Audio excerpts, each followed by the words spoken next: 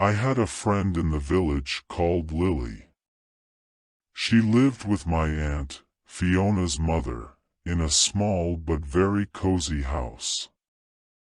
Her aunt had done her best, and her household was in order, even the sauna was well built.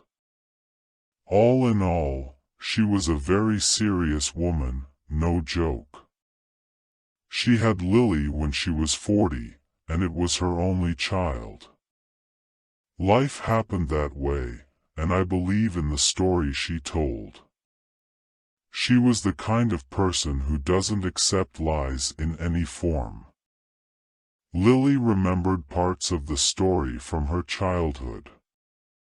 Her aunts had said something about it back then, and somehow I decided to stay at Lily's house. Aunt Fiona made us a sauna, and when we came out there was hot tea and sandwiches waiting for us. We sat down to tea, and Auntie sat down to tea with us. And somehow we got to talking about unexplained things. We started telling stories about a coffin on wheels, a black hand, and so on. Lily suddenly started shrieking, "Mom, listen, remember when I was little, we used to talk about how you were going to be attacked? You told me you'd tell me about it when I grew up. Tell me now, please." To which Fiona grinned and said, "Yes, I remember. How can you forget such a thing?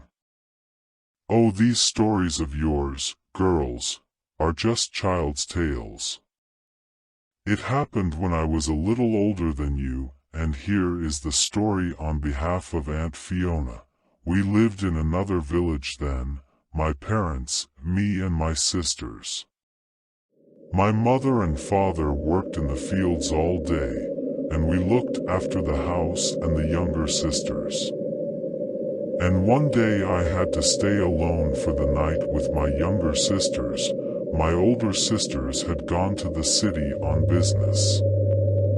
They stayed there for the night at my aunt's house, and my mother and father went to the field for the weekend to earn more money. I put my sisters to bed, and just before I went to sleep, this story began.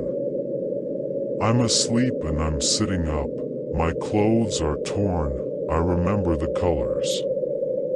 The lamps and curtains were closed, and all of a sudden there was a lot of barking. He wasn't barking, he was going crazy. I felt uneasy, and suddenly there was a knock on the door. Softly at first, then from inside. Suddenly the dog whines, and my mind says, "Who's there?" A voice, which is clearly trying to pass for my mother's voice, but very unpleasant, senile, hoarse, answers, "Daughter Fianca, it's Mommy, open up to me." How it shook. I knew it wasn't my mother, and most importantly, I felt a strong sense of danger. I didn't even go near the door. I said, "No, I won't open the door." The voice continues, "Fiona, open up, I'm hungry, I'm hungry. I'll kill you and take it." The voice becomes rougher and more like a man's. "Daughter, yes, damn you, I'm hungry, the same sister at least." I was horrified. I realized that this is exactly what we are talking about, that this something needs a child. The kids, naturally, were already awake. I ran up to them, pointed my finger, quietly covered their mouths so they wouldn't cry. Then I knelt down and began to pray. And suddenly my voice became a lying, metallic voice. It was very scary. I remembered it for the rest of my life. "You're gonna die while I eat Dan's baby, and stop praying, "You miserable bastard." I started praying even more, and I took the icon and held it in front of me and my sisters. Suddenly there were heavy sighs, and everything quieted down. I was shaking. I put all the girls on one bed, wrapped them with blankets, and sat next to the icon. In the morning, when I heard the neighbors, I decided to go out. When I came out, I was shocked. The dog was lying dead, and his skin had been removed. The neighbor, when he started to bury him, said that it was the first time in his life that he saw such a thing and that he didn't know who could have done it.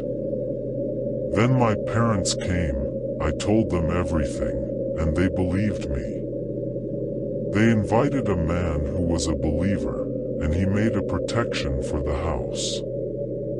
And when the neighbors all learned about what had happened, one man said that near the village about 10 years ago he heard a story that they found the torn corpse of a child. His brother said that at night their father knocked on the door.